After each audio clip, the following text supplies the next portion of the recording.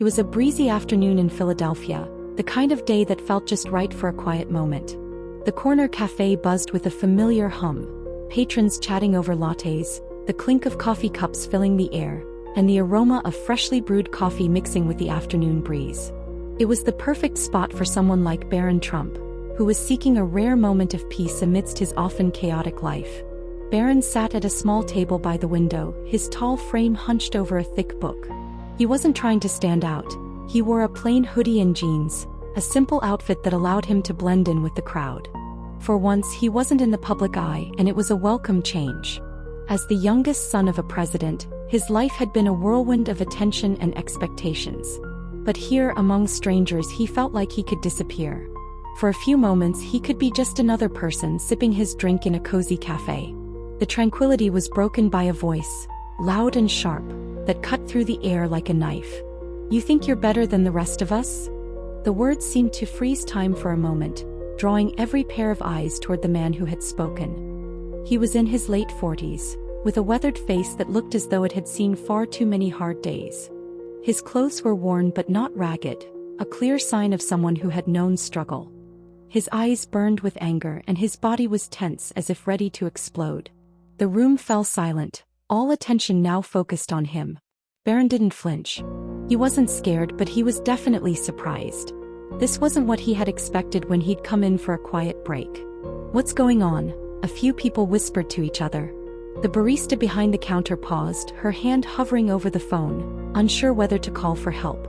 Barron, however, remained calm. "You've got everything handed to you on a silver platter," the man continued, his voice trembling with fury. "Do you even know what it's like to struggle?" The room grew thick with tension as everyone held their breath, wondering what would happen next. But instead of responding with anger or defensiveness, Barron did something no one could have anticipated. He placed his book gently on the table and looked up at the man with a quiet but steady voice. "Sir, I don't know what's upset you," Barron said, his tone calm and even, "but maybe we could talk about it." The man scoffed. "Talk? You want to talk?" His voice dripped with sarcasm as though the idea was absurd. "What could you possibly say that I'd want to hear?" The cafe fell into an even deeper silence. But instead of matching the man's hostility, Barron remained unfazed. "Please sit," he said, gesturing to the empty chair across from him. His words were simple, disarming, and unexpected. For a moment the man hesitated.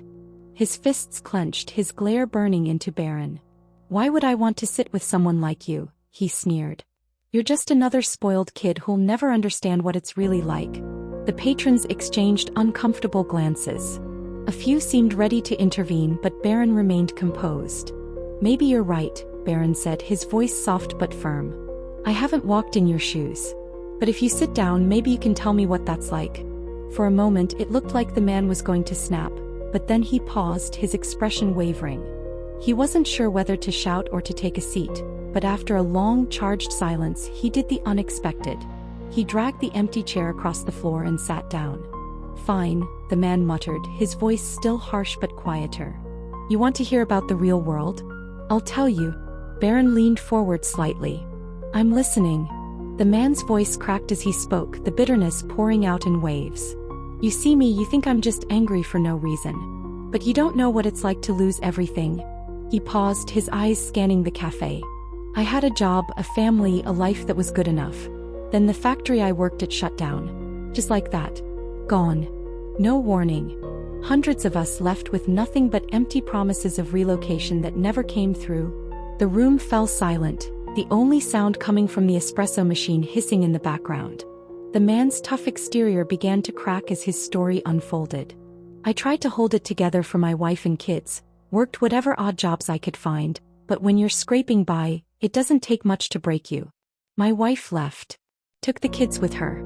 Said she couldn't live like that anymore." His voice caught, his eyes glistening with emotion. "I can't even blame her." Barron's face remained unreadable, but there was no mistaking the empathy in his eyes. The man's pain was raw, real, and now everyone in the cafe could feel it. There was no judgment, no condemnation, just a shared humanity that connected everyone in the room. "You know what it's like to walk into a room and feel like everyone is looking at you, judging you? Thinking you're nothing," the man continued, his voice rising slightly. That's my life now every day.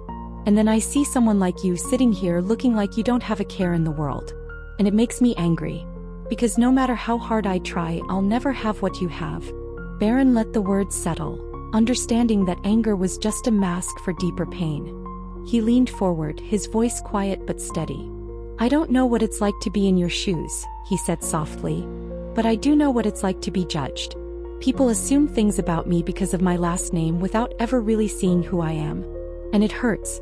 The man's eyes narrowed, but his defensive posture shifted.